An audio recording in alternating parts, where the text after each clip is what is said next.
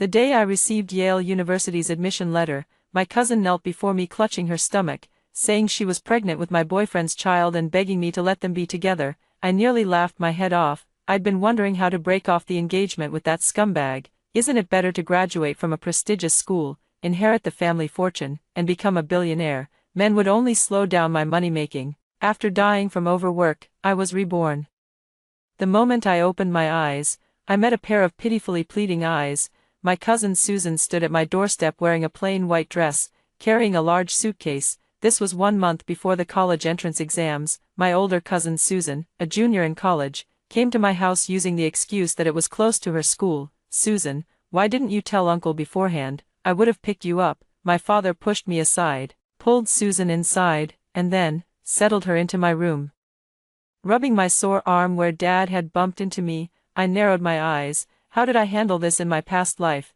The searing memory came back easily. My pride wouldn't let me give up the room, so I had a huge fight with my father and ended up taking a hard slap across the face. This made my mother erupt at my father, turning their already fragile relationship into a house of cards. Not only that, but afterward, Susan started getting all sorts of inappropriate with my boyfriend Kevin.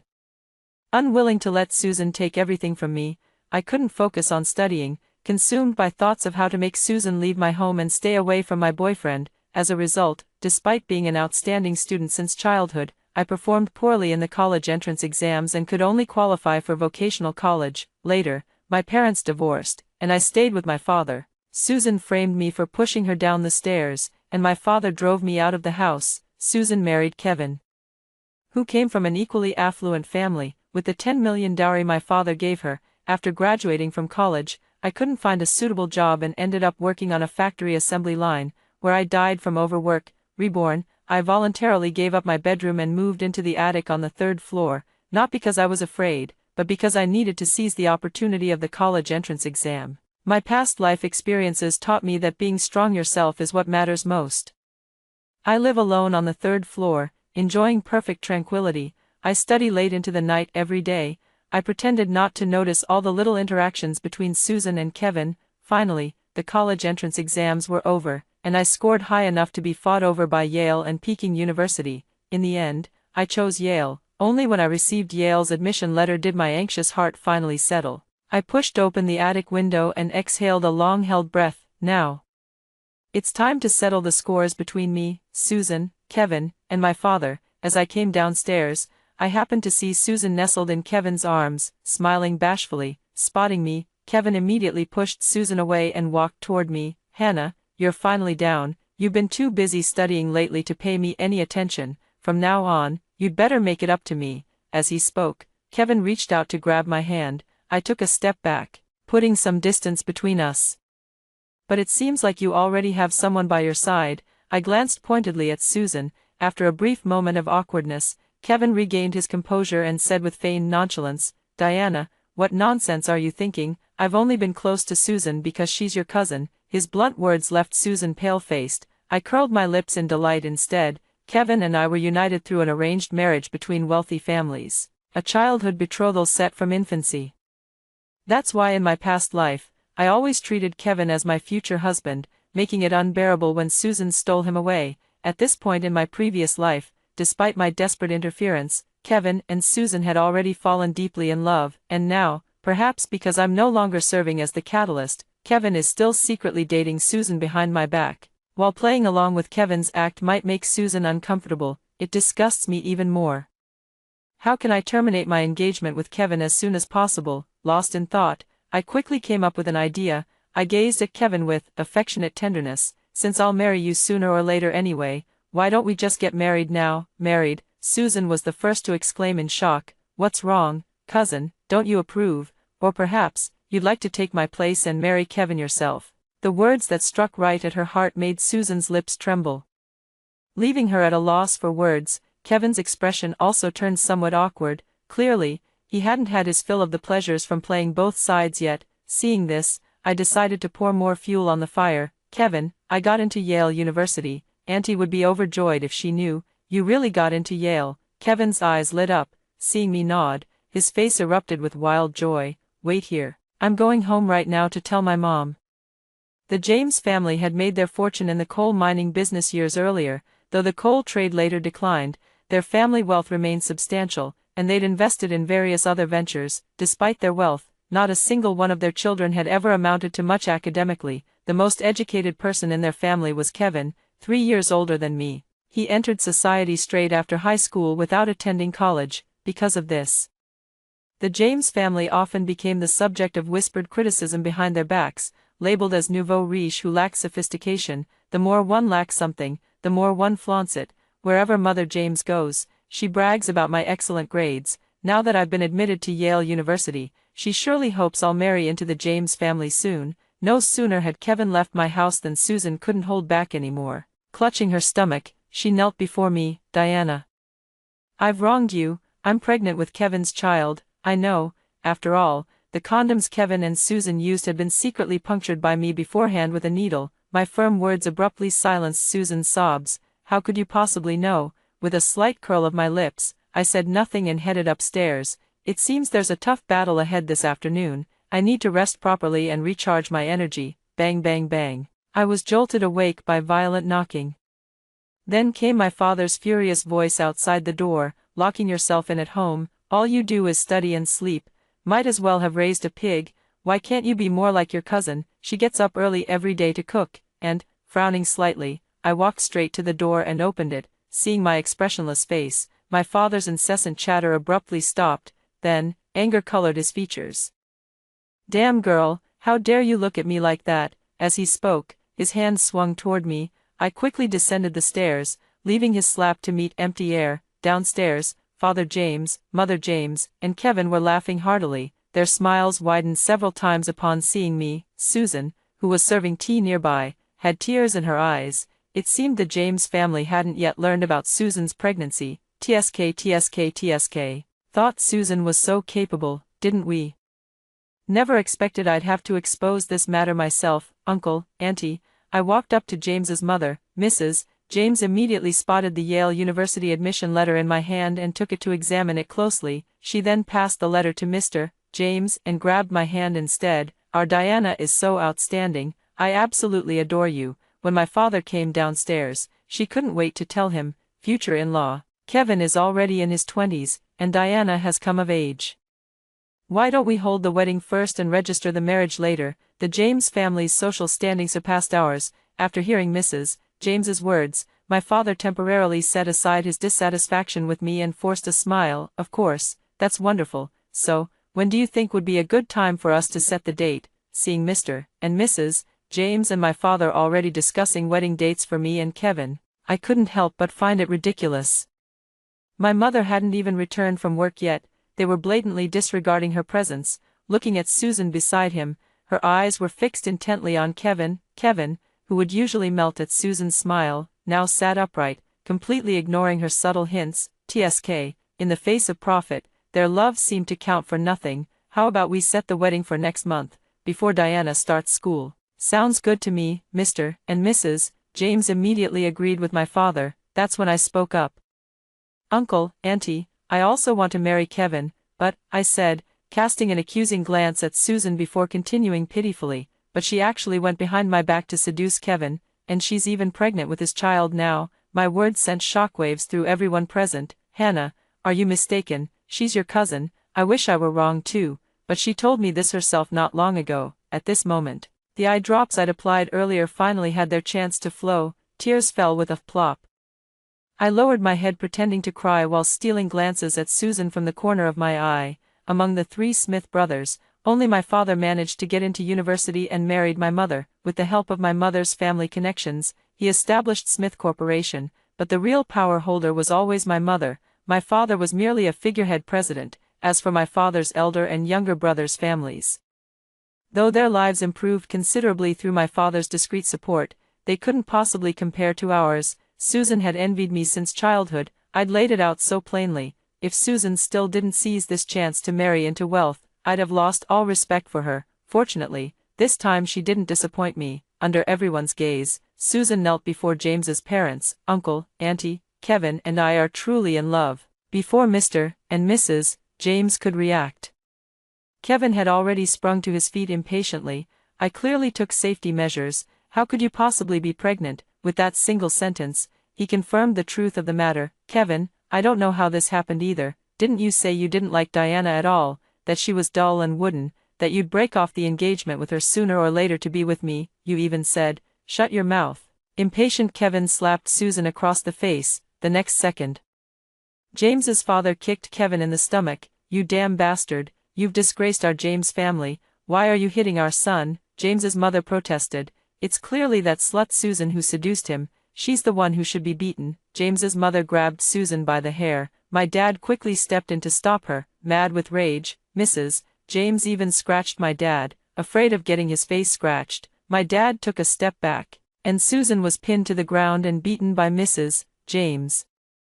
Unable to dodge, Susan suddenly clutched her stomach. "The baby, my baby." A streak of crimson flowed from Susan's legs onto the floor. Fearing involvement in a manslaughter case, Mrs. James immediately stopped and dialed 120. Half an hour later, Susan was carried onto an ambulance. Mr. and Mrs. James, Kevin, and my father anxiously followed behind. I sat on the living room sofa, watching several figures heading toward the door, a cold smirk curling at the corner of my lips. Right at that moment, a gloomy gaze swept over. It was my father. He suddenly turned his head and caught the smile on my face. I instinctively suppressed my smile, then quickly realized I was no longer that timid, incompetent version of myself from my past life who had been constantly oppressed by him. I raised my head and flashed a bold smile at my father. Seeing my challenging gaze for the first time, my father's anger flared up instantly, as if he wanted to turn back and settle scores with me. However, the ambulance outside couldn't wait any longer, forcing him to board it and leave. The ambulance hadn't been gone long when my mom returned, dressed in fitted professional attire with her hair up, though in her 40s with fine lines at the corners of her eyes. She still carried an elegant charm, only her slightly disheveled hair betrayed how hurriedly she must have rushed back. "Diana, Auntie told me something happened. What's going on?" Her tone was brisk, as befitted someone preoccupied with work, but her eyes brimmed with concern. What a pity, I hadn't recognized this care in my past life. Back then, it never crossed my mind whether Mom worked so hard for my sake. I simply thought she only cared about making money and didn't love me at all. I've been rebellious since childhood, always opposing my mother, even when Mom gave up the Sioux Corporation and divorced Dad. Her sole condition being to take me with her, I stubbornly chose to stay with my father. Unwilling to admit defeat against Susan, finally, my disappointed mother left with nothing, completely empty-handed, and went abroad. Thinking about it, I couldn't help but feel my nose sting. "Mom," I threw myself into her arms and hugged her tightly. "Mom, you're finally back." In my past life, I was rarely close to my mother. Since my rebirth, we've grown much closer, yet compared to ordinary mothers and daughters, there's still some distance between us. My mother's body stiffened momentarily before she relaxed, patting my back somewhat awkwardly. "Diana, did something upset you?" "Yes," I nodded, then told her what had happened today. "Kevin and Susan actually got together secretly, and they even have a child now. This is outrageous." My mother fumed angrily. "I'm going to confront them right now.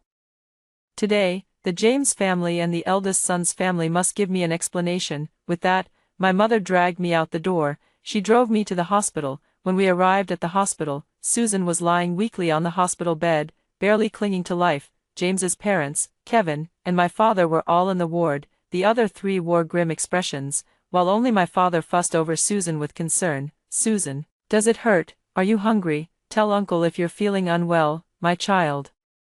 Susan stroked her belly with tears streaming down her face. My father's tone grew even gentler. "The baby's fine. All you need to do now is focus on recovering. Don't worry about anything else." "Thank you, Uncle." Humph. Unable to listen any longer, my mother pushed open the hospital room door and sneered coldly. "You were never this considerate with Diana. Anyone would think Susan isn't your niece but your secret love child." My mom practically spoke my mind, saying everything I wanted to say. As expected, my dad also got angry. Though incompetent in his career, he always outdoes my mom when it comes to temper. "Rose, what nonsense are you spouting? I've seen my dad like this many times." But this time, I caught something on his face that I'd never noticed before: guilt. I looked at my dad, then at Susan lying on the bed. A bold idea began forming in my mind. "You're saying I'm talking nonsense? Susan dared to steal even Diana's fiancé. How shameless can she be? And you're still defending her?" Do you even care about us, your wife and daughter? Susan is just young and doesn't know any better. Besides, she's not an outsider, she's my niece." Seeing that the two were about to erupt into a full-blown argument, I quickly grabbed my mother's hand. "Mom," coming to her senses. My mother took a deep breath and temporarily suppressed her anger toward my father, turning instead to Mr. and Mrs. James. Mr. and Mrs. James, who had been watching the drama unfold, suddenly tensed up. "In-laws, about that, don't call me in-laws. Since your son doesn't know how to behave properly, let's just call off this engagement." Before Mr. and Mrs. James could respond, my father hastily stepped forward. "What a waste to cancel. Why not have Susan marry Kevin instead of Diana?" "Absolutely not." Mrs. James's eyes widened instantly. "Diana got into Yale University, and what about Susan? She went to some no-name college and comes from the countryside. Our James family would never accept such a daughter-in-law. In my opinion, let Susan abort the child in her belly and send her back to the countryside. We'll just pretend this never happened. We can't let some lowly woman ruin the harmony between our two families, right, in-laws?" Mother James glanced at my mother. My mother took a look at my father's livid face. She patted my hand reassuringly, then said leisurely, "That might not be a bad idea." Seeing my mother relent, Mrs. James heaved a huge sigh of relief. "In that case, I'll have the doctor prepare the abortion procedure right away." With that, Mrs. James turned to make arrangements. Susan, who had been lying weakly in bed struggling to speak, suddenly scrambled down and clung to Kevin's leg. "Kevin, how could you bear to treat me like this? Woo-woo." She wept pitifully, her face streaked with tears like rain-drenched pear blossoms. Kevin's face showed struggle. Seeing this, Mother James flew into a rage. "You wretched girl, don't you dare touch my son." As she spoke, she went to pull Susan away. At that very moment, two figures rushed in. "Dare to bully my daughter, and I'll fight you to the death." The ones who burst in were Susan's parents. They had clearly just received the news and rushed over. Seeing Susan being bullied, they immediately pushed James's mother aside and started beating her.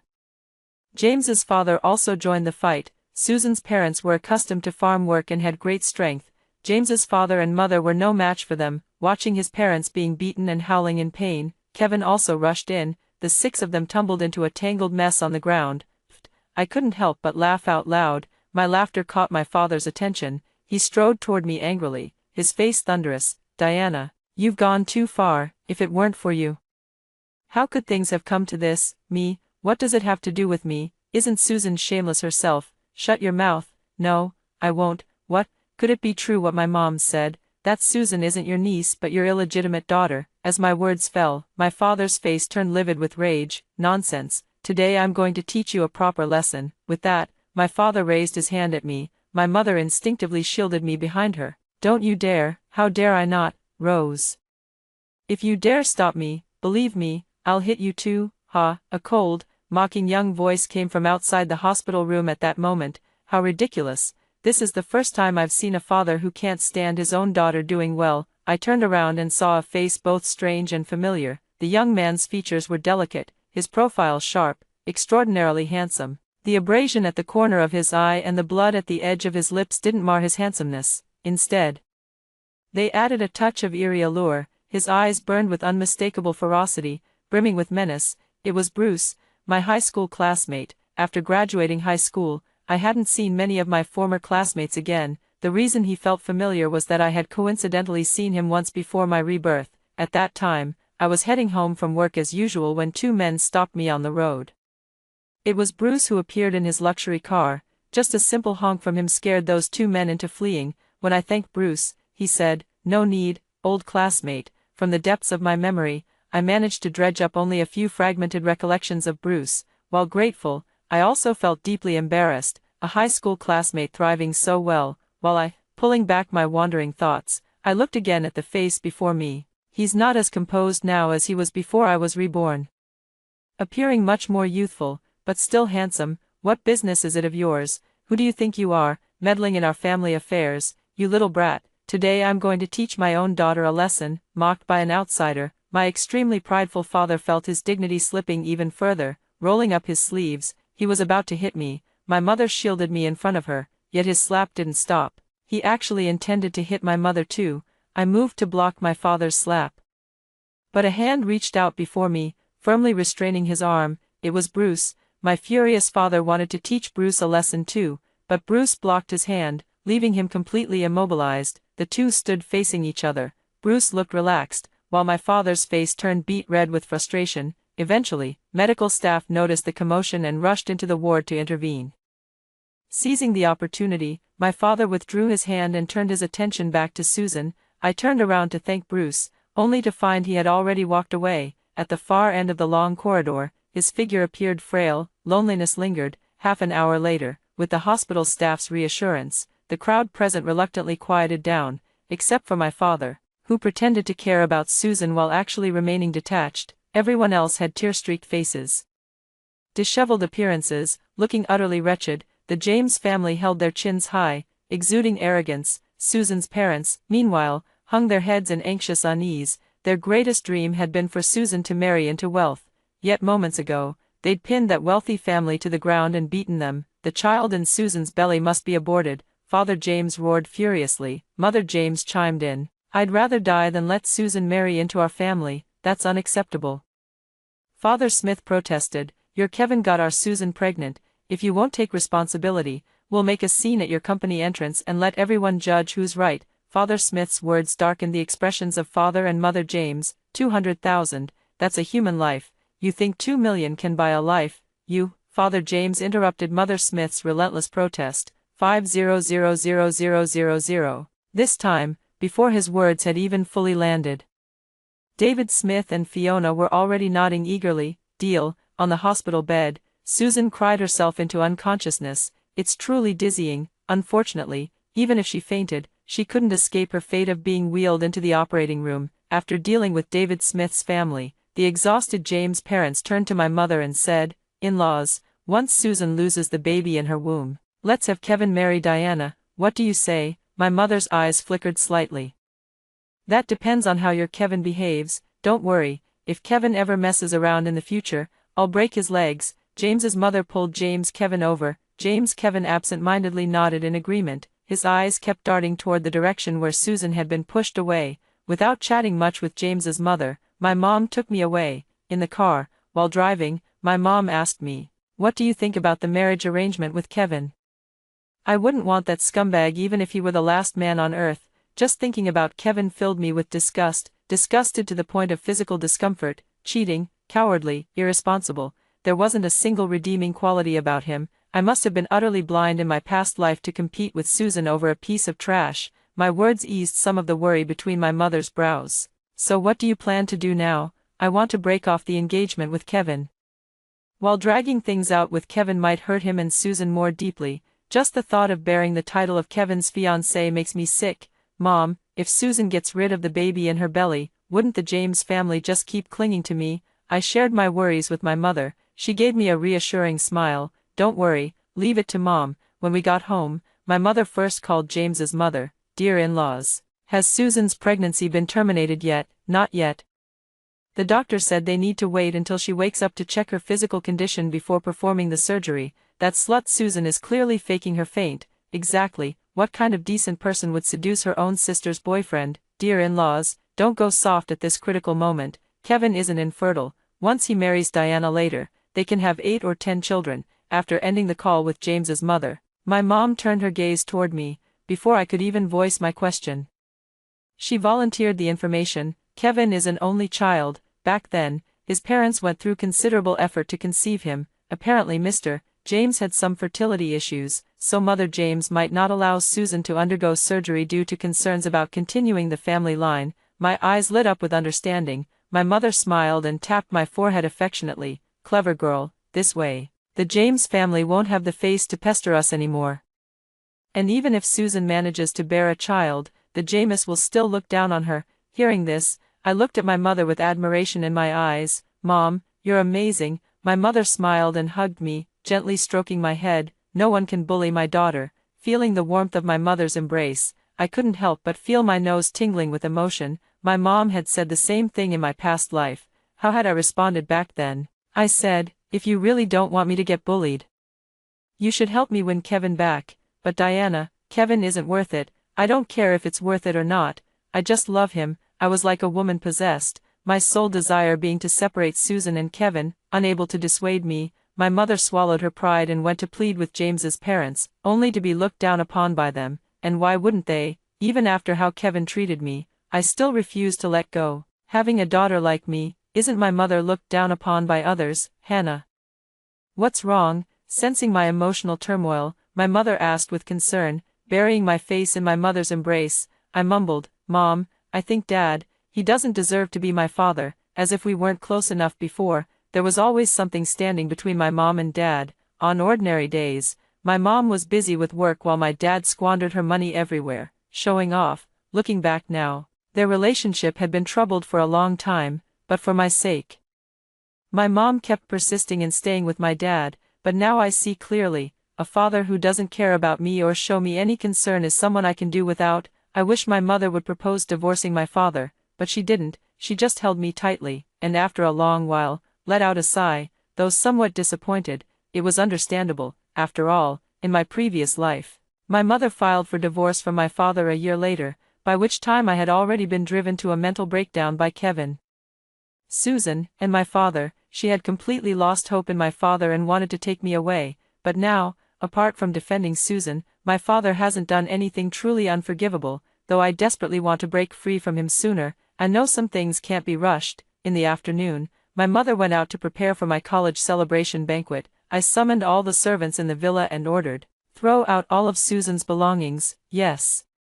I had tolerated Susan for a while previously for the sake of my studies. From now on, I won't give anyone the chance to hurt me again. After Susan's belongings were all thrown out, the servants cleaned my room thoroughly, and I moved back from the attic. In the evening, my mother had barely returned when my father came home right after. When he saw us, his expression was no longer arrogant but rather somewhat sheepish. He walked up to my mother, took her hand, and said, "At the hospital earlier, I was just too angry. Please don't be mad at me." Even when he knows he's done something wrong, my dad never apologizes. Now he definitely has an ulterior motive. My mom withdrew her hand, her expression indifferent. Judging by your demeanor, Susan didn't abort the child, having his thoughts exposed so directly. My father looked somewhat embarrassed. Kevin got tested, low sperm count. It might be difficult for him to have children later. This was the only option. So what? My mother stared steadily at my father. Faced with my mother's composure, my father's inner guilt turned to anger. It's Diana's own fault for not being likable enough to win Kevin's affection. Since Susan is already pregnant with Kevin's child, why shouldn't this marriage go to Susan instead? My mother had a tough temper too, and her face darkened immediately. Bob Smith, I couldn't care less about this marriage arrangement, but what exactly do you mean? How dare you say Diana isn't likable? In your eyes, is your niece Susan the only one who's likable? Isn't she? My father slammed the table and stood up, pointing at me. Look at her, wearing that expression like I owe her millions. How is that likable? Unlike Susan, who brings me tea, asks after my well-being, and even, shut your mouth. My mother's chest heaved with anger, fearing she might harm her health. I quickly stepped forward to soothe her. Mom, don't be angry. It's fine if Dad doesn't love me.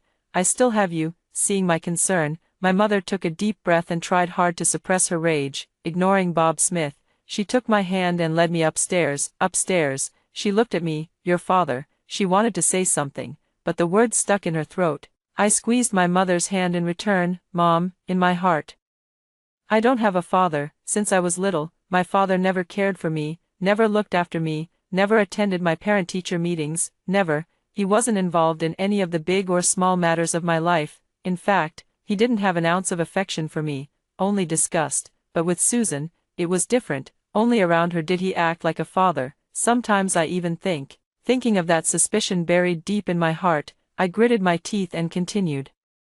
That Susan is his real daughter, and I'm just a stumbling block who stole her place. Hannah, startled by my words, my mother exclaimed, I can assure you, you are your father's child. As for Susan, your father is selfish. He's always wanted to suck me dry to support his two brothers. Deep down, he believes he and his two brothers are the real family. Treating me as an outsider, he puts you in the same position as me, which is why he treats you. Susan definitely isn't your father's child. Rest assured, if your father doesn't cherish you, I'll love you twice as much. Hearing this, I nodded and stopped dwelling on the issue. Instead, I asked, Dad wants Susan to marry Kevin. Did James's parents accept her just because she's pregnant? If that were the case, Susan would be getting off too easily. Of course not. I know James's parents all too well. They're probably thinking of having Susan secretly give birth to the child. Then have you and Kevin raise it. They asked your father to come back and persuade you, but how could your father bear to let his precious niece suffer such humiliation? So this time he came back wanting me to intervene, to convince James's parents to let Susan marry into their family. I'm not that foolish. After that argument with your father just now, he probably won't dare bring it up again, after hearing my mom's words. I couldn't help but give her a thumbs up. Mom, you're amazing. Of course, my mom said with a proud look, your college celebration banquet is scheduled for 3 days later. I'll send you the hotel address on WeChat later. These next few days, just focus on inviting your classmates to attend your banquet. Leave everything else to me. On the day of the banquet, I'll announce publicly that your engagement with Kevin has been cancelled. Okay, Mom. Back in my room, I still felt somewhat puzzled. My mother's abilities surpassed what I had imagined. She was so sharp. Could she be absolutely certain that Susan wasn't my father's child? Could I really have been mistaken about this? Shaking my head, I decided to set this question aside for now. I took out my phone and sent invitations for my college celebration banquet to a few close friends. When I reached the end of my invitation list, I thought of Bruce. He was my classmate, yet during high school, I had only vague impressions of him. In my memory, he always sat in the last row of the classroom, either sleeping or playing with his phone during class, and the teachers couldn't be bothered to discipline him. He often got into fights and was constantly having his parents summoned by the teachers, a typical rebellious student. Yet because he was handsome, his desk drawer was always stuffed with love letters, but he never even touched those letters, regularly tossing them into the trash. My interactions with him were pitifully few, yet across lifetimes, he helped me twice. After wrestling with my thoughts for a moment, I still sent Bruce a message. Since we weren't very familiar, my tone remained relatively polite. I'm having a college celebration banquet in 3 days. Would you be free to come? Unexpectedly, his reply came swiftly. Just one simple word, sure. Several close friends are holding their college celebration banquets these days, regardless of how well they scored on exams. That day, as I was neatly dressed and ready to go out, my father sitting on the sofa gave me a sharp once-over, his eyes turning stern. Diana, what is it? My tone was indifferent. Frowning with displeasure, my father said, your cousin is still lying in the hospital recovering. How can you still have the heart to go out and have fun? So according to you, while cousin is still lying sick in bed, how can you have the leisure to drink tea at home? Seems to me you should be keeping vigil by her side in the hospital without leaving for a second. My blunt retort made my father's expression darken. I stayed up all night yesterday and couldn't hold out any longer today. Oh, in my hurry to go out, I couldn't be bothered wasting more words on him. As I reached the doorway, my father's voice called out again, remember to find time to visit your cousin. I suspected that making me visit Susan was just an excuse. What he really wanted was for her to give me a talking to. Pretending not to hear him, I stepped out. After attending my friend's college celebration banquet, I had the driver take a detour to the hospital on our way back. When I arrived at the hospital, Susan was sitting on the bed eating fruit fed to her by David Smith and Fiona. Our Susan is truly remarkable. Looks like she'll marry into wealth sooner or later. What's the use of Diana being book smart? She can't even keep a man. When you marry Kevin, make sure your uncle gives you a generous dowry. The 3 of them were already counting their chickens before they hatched. I pushed the door open at just the right moment and stepped in, but Aunt James just called me and said that Kevin would absolutely never marry Susan. Once Susan gives birth to the child, she'll be sent packing back to the countryside. My words caused dramatic changes in the expressions of everyone in the room. Diana, given how things stand now, even if you marry James Kevin, you'll only get his body, not his heart. At this moment, the smugness completely vanished from Fiona's face, replaced by bitter distress. Diana, you've been fortunate since childhood, lacking nothing. Susan is different. Could you please not compete with her for Kevin? While Fiona was speaking, Susan's face was already streaming with tears. Hannah, for the sake of me being your sister, can't you let me go? David Smith's attitude remained unyielding. Diana, even if you refuse to break off the engagement with Kevin, your father will find a way to make Susan marry him. If you don't let go now, the only one who'll be humiliated in the end is you. The trio performed like a well-rehearsed chorus, alternating between soft persuasion and hard coercion. If it were the kind and weak-willed me from my past life, I probably would have blamed myself long ago. But, what do you mean by, let us off? It's Susan who shamelessly seduced my fiancé and got pregnant with his child. I must have had the worst luck in 8 lifetimes to get involved with people like you. Listen well, Susan, no matter what tricks you pull, I won't cancel my engagement with Kevin. Go ahead and have that baby. Eventually, your child will call me Mom, while you'll forever be hidden in the shadows, at most. Your child might call you Auntie. Hearing this, everyone in the room was left speechless with anger. Bang, the meal delivery auntie who had just entered accidentally dropped a bowl at that moment. Sorry, my hands are clumsy. She fumbled clumsily to pick up the shattered ceramic pieces from the floor, accidentally cutting her hand in the process. Unable to stand by and watch, I stepped forward. Let me handle this. I crouched down and helped her gather the broken shards. After collecting them all, I stood up and prepared to throw them into the trash bin. My gaze inadvertently fell upon the cafeteria lady's face, and once there, I couldn't look away. She looks like her, just like Susan. The suspicion I had suppressed earlier resurfaced once more. Noticing me staring at her face, the cafeteria lady quickly lowered her head and said to me, "Thank you, it's fine." I patted her shoulder reassuringly, accidentally brushing off a strand of hair from her head. Just as I stepped out of the ward door, I saw Kevin. His expression was brimming with excitement. "Diana, this is wonderful. You don't mind Susan bearing my child and are even willing to be the child's real mother. Don't worry, I'll treat you well from now on," he said, gazing at me with deep affection in his eyes. It seems he overheard what I just said in the hospital room. I'm about to vomit. How blind was I in my past life to feel resentful when Susan stole such trash from me?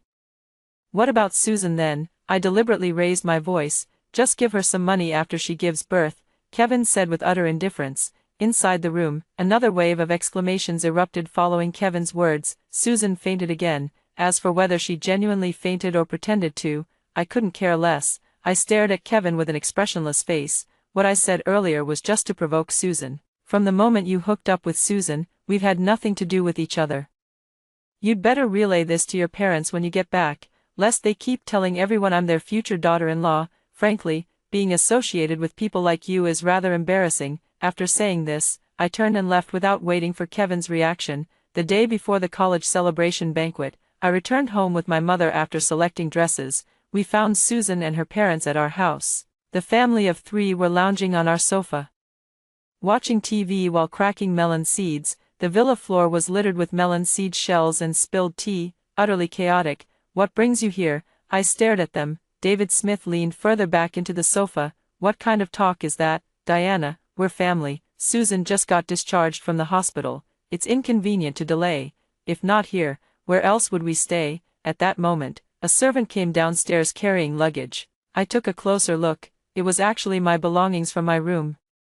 Noticing my gaze, Susan spoke with an innocent expression. "Diana, Uncle said I need a good environment to recover, so I'm afraid you'll have to stay in the attic or guest room." Well, she actually took over my room again without even telling me. I was seething with rage. Just as I was about to speak, my mother cut in ahead of me. "Security, throw this family of 3 out. How dare you? Do you have any idea who I am? I'm the elder brother of your villa's male owner. If you dare lay a hand on us, I'll have you all fired." David Smith roared furiously, yet the security guards completely ignored them. After all, this villa was part of my maternal grandparents' dowry gift to my mother. The 3 who'd been thrown out sat cursing and grumbling at the entrance of my family's villa. I spoke leisurely. "Keep making noise, and I'll call the police." As I spoke, I took out my phone. 911 pressed. The 3 immediately fell silent. They scrambled up from the ground and left with their meager belongings. "Susan," I called out to Susan at that moment. "What else do you want?" Susan could no longer keep up her pretense now. Clutching her stomach, she looked at me with eyes full of wariness and hatred. "Don't you dare touch my child." "Ha," I sneered. "Just relying on a child won't get you married into the James family. What our family values most is face. Only by making sure everyone knows you're carrying Kevin's child will the James family possibly let you enter their household openly. Why would you be so kind?" Susan looked genuinely moved. She wasn't completely brainless after all. Soon, she figured it out. "Diana, you're doing this on purpose. You want the James family to be ruined along with us." "Yes, I did it on purpose. I gave you the chance. Take it or leave it." Not long after David Smith's family left, my dad came home. In the living room, he and my mom had the biggest fight they'd ever had, because of me, because of Susan. Their argument started with Susan seducing Kevin, then escalated far beyond that. My father felt that throughout all these years, my mother had always looked down on him because she earned money, making him feel utterly humiliated. As for my mother, apart from believing I'd been wronged, her greatest resentment was my father's years of emotional neglect. Even my typically elegant and composed mother couldn't hold back her emotional breakdown at this point. "Bob Smith, you're spineless, useless, and downright chauvinistic. If you won't protect your own wife and child, you're heartless and blind. Rose, you're asking for death." My father raised his hand, about to strike my mother. Of course, his slap never landed on her. Mid-air, it was intercepted by security guards. "Beat Bob Smith to death. The harder you hit him, the bigger the bonus." Next, the living room was filled with Bob Smith's screams of agony. "I've wanted to do this for a long time. Even if I only ended up attending a vocational college in my previous life, it wasn't impossible to make a decent living through hard work. It's Bob Smith, Susan, and Kevin. No matter what job I find, they'll use their power to sabotage it. In my miserable past life, though I was partly to blame for being blind to reality, I never did anything truly wicked from beginning to end. It was these villains who kept pushing me to the brink. From the moment I was reborn, I wanted to beat Bob Smith to death, but when I actually did it, I didn't feel satisfied at all. Because of my mother. My mother's face was full of hurt. "Mom," I stepped forward and took my mother's hand, calling out cautiously, "Mom's fine." My mother forced a faint smile at me. Only when Bob Smith was beaten to the point of losing his voice did my mother say to the security guards, "Stop." I still felt somewhat unwilling to let Bob Smith off so easily. My mother patted my hand reassuringly. "Tomorrow is your college celebration banquet. It wouldn't be good to let things escalate." And so, I didn't say anything more. Bob Smith was sent to the hospital, with my mother specially arranging guards at the entrance of his ward. At night, my mother's room always stayed lit. Unable to shake my concern, I walked to her doorway and saw her inside, gathering all the photos she'd taken with my father. She paused to reminisce, then tore them to pieces. It hit me then, I'd only ever seen my father's flaws, blind to everything he and my mother had shared. Noticing me, my mother beckoned me closer. I walked over and nestled into my mother's embrace. My mother's voice came from above my head. "Back then, when I wanted to marry your father, your grandparents disagreed. They said your father came from a bad background and wasn't particularly capable." I was completely taken in by his sweet words and was determined to marry him. Looking at how things turned out, it seems I really did make the wrong choice. "Mom, everyone makes wrong choices in life sometimes. What matters is realizing your mistakes in time. Besides," I lifted my head to look at her, "besides, if you hadn't been with Dad, maybe you wouldn't have gotten such a clever and delightful daughter like me." My joking words successfully brought a smile to my mother's face. She looked at me and asked seriously, "Diana, if your dad and I were to divorce, could you accept it?" "I could." "Then would you choose to stay with me?" "Yes." This time, I answered without hesitation. Perhaps my response gave my mother strength, as confidence returned to her face. "After your college celebration banquet tomorrow, I'll ask him for a divorce." "Okay." I held my mother and slept with her. Only when her breathing steadied did I get up. I searched for one of my father's short hairs on the pillow, then took it and left the bedroom. Early the next morning, I found an excuse to go out first and went to the hospital to collect Susan's hair. Then I submitted Susan's and my dad's hair samples, as well as Susan's and that meal delivery auntie's hair samples for paternity testing. After returning home, my mom and I set off for the hotel together. By noon, guests began arriving one after another. My father was originally recuperating in the hospital, but he stubbornly got up to attend my college celebration banquet. I had been somewhat worried he might cause a scene at the banquet, but my mother reassured me that my father was extremely vain by nature, which finally put me at ease. Just as my mother predicted, my father, who usually couldn't be bothered to spare me a glance, was now all smiles. His grin was so wide that even the bandages wrapped around his face couldn't contain it. "Old Smith, your daughter has really made something of herself. That's up to me." Someone, seeing his pitiful state, asked with concern, "What happened to you? How did you get hurt like this?" Darkness flickered in his deep eyes, yet my father's smile remained as bright as ever. I was just so happy my daughter got into Yale. I drank one too many and ended up like this." Hearing this, my mother and I exchanged glances, barely suppressing our laughter. I have to admit, he's quite good at making excuses for himself. This talent for talking nonsense with eyes wide open really found its perfect application. Wave after wave of guests entered, until finally, under my mother's eager anticipation, my maternal grandparents arrived. Back then, My maternal grandparents were angry because my mother stubbornly insisted on marrying my father. Over the years, though I've secretly helped my mom in her career, there's been almost no visible interaction between us. Every time my mom went back to visit them,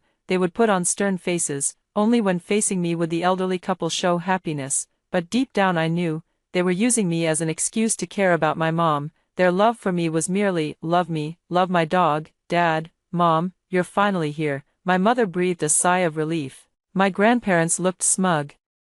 If it weren't for making sure Diana's graduation celebration isn't lacking anything, we wouldn't have come. Yes, let me take you inside.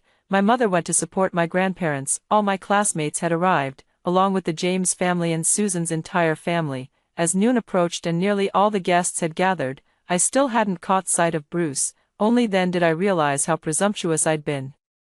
I didn't know anything about Bruce's academic performance or which university he'd been admitted to, yet I'd gone ahead and invited him so rashly. Just as I was thinking, a familiar voice suddenly came from above. Excuse me, where should I sit? I looked up and met Bruce's beautiful eyes. I'll take you there. As I spoke, a smile involuntarily bloomed on my face. I took Bruce to the table where our high school classmates were seated. Seeing Bruce, the girls who had been chatting happily immediately blushed and fell silent. Hannah, you're amazing, you actually got the campus heartthrob who never gets close to anyone to come. Hearing this, I just smiled without saying anything. The Smith group wasn't small, and most of those attending my college celebration banquet were business partners. I followed my parents as they toasted everyone at the tables. When it came to the table where the James family was seated, someone voiced their confusion. Why are the in-laws sitting with us? My mother smiled and explained, well, Diana and Kevin's engagement has been called off. Their betrothal was just a casual joke made years ago, nothing serious. Everyone present was sharp enough to read between the lines, so no one pressed further. On the contrary, it was James's parents who were unhappy, but they held back and didn't voice their opinions. My mother wanted to save some face for the James family, but I didn't. How can one expect a dignified ending after doing such undignified things? What kind of world would that be? I looked at Susan, who was clutching her stomach with a conflicted expression, as if struggling over whether to reveal right then and there that she was carrying Kevin's child. Decisively, I strode toward Kevin standing not far from her. Halfway there, suddenly, my foot caught on something, sending me tumbling forward, and directly ahead of me was Susan. Just as I was about to crash into Susan, a sudden force pulled at my waist. It was Bruce. He had hooked his arm around my waist. Thank you, I said to him as I steadied myself in his arms. Susan, still shaken from the scare, exploded with anger. She clutched her stomach as she stood up from the chair, pointing at me accusingly. Diana, you did this on purpose. You just can't stand that I'm carrying Kevin's child and wanted to take this chance to get rid of my baby. Susan's words caused an uproar in the room. The crowd instantly understood. The reason I broke off my engagement with James Kevin was because he had been carrying on with my cousin, even getting her pregnant. Everyone present had their dignity, and many cast disdainful looks at the James family. Mr. and Mrs. James cared most about saving face. Mrs. James immediately denied it. Susan, what nonsense are you spouting? Our Kevin isn't someone you can just seduce whenever you please. At this point, Susan decided she had nothing left to lose. Auntie, deep down you know whether the child in my belly is Kevin's or not. If you really refuse to acknowledge it, we can always do a paternity test after the baby is born. You shameless slut, I'll tear your mouth to shreds. Seeing the James family and David Smith's family about to come to blows again, my mother directly had security throw both families out. The scene fell silent once more. The crowd's gazes toward me were now tinged with sympathy. Except, of course, for my father among them. His face was livid, his eyes looking as if they could devour me whole. The college celebration banquet had just ended when my father erupted the moment we got home. How could you mother and daughter be so vicious? Susan is already pitiful enough, pregnant with Kevin's child yet still not accepted by the James family. Must you drive her to her death? But doesn't she deserve this punishment? Diana, don't think I won't teach you a lesson. My father strode toward me with large steps. The security guards blocked my path, surrounding me tightly. If you don't want to end up hospitalized again from a beating, go ahead and try something. I knew you were no good.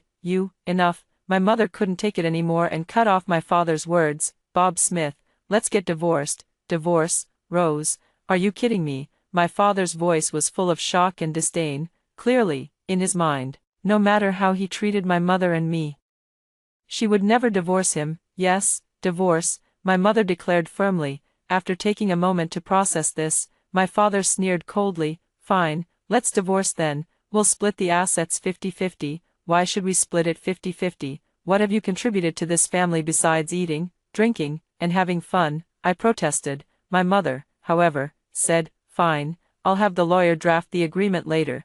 Then it's settled. After my father went upstairs, my mother turned to me and reassured, Diana, since we've decided to divorce, cutting the knot quickly is what matters most. Money can be earned again. Besides, he is still your father after all. Giving him some money isn't a big deal. My mother made a fair point, so I kept silent for the moment. Seeing that my mother was fine, I told her I was going out to meet classmates. In reality, I went to the hospital. Hopefully my guess was wrong. If so, to spare my mother too much grief, I could let Bob Smith have a share of the inheritance. At the hospital, I smoothly obtained the paternity test results. When I opened the report and saw the outcome, I was so furious I could barely breathe.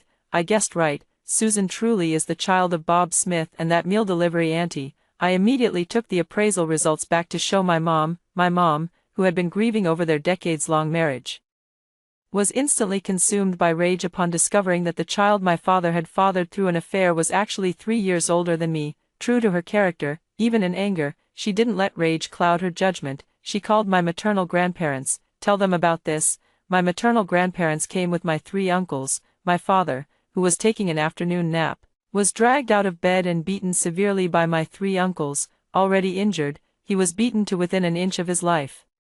Then my eldest uncle placed a divorce agreement in front of him and told him to sign it. When my father saw that it stated he would leave with nothing, he absolutely refused to sign. My eldest uncle sneered, Bob Smith, think carefully. If you don't sign, I'll report you for bigamy tomorrow and have you thrown in jail. Not only that, but from now on, every time I see anyone from your Sioux family, I'll beat them up. None of you will ever have a chance to rise in this lifetime.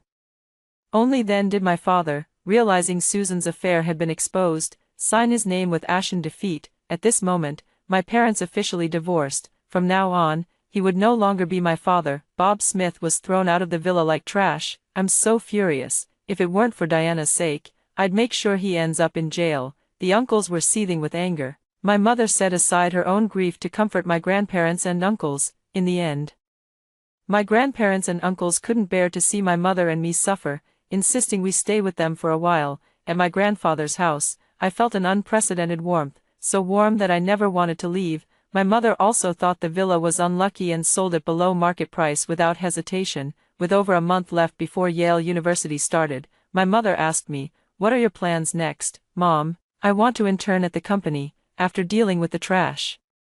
Making money is what really matters. I need to learn how to manage the company early, so I can take over the family business." Hearing my answer, my mother smiled. Perfect, that's exactly what I had in mind. My mother took me to buy several sets of professional attire, dressed in business wear with my long hair tied up. The reflection in the mirror showed a confident, assertive me, no longer the timid person from my past life. The next day, I went to the company with my mother. I witnessed with my own eyes as my mother gave orders to the HR department to fire everyone Bob Smith had previously placed in the company. Soon, my mother's phone in the CEO's office was flooded with calls. Sister-in-law, we're family after all. Bob Smith's despicable actions have nothing to do with me. Sis, I've already cut ties with Bob Smith.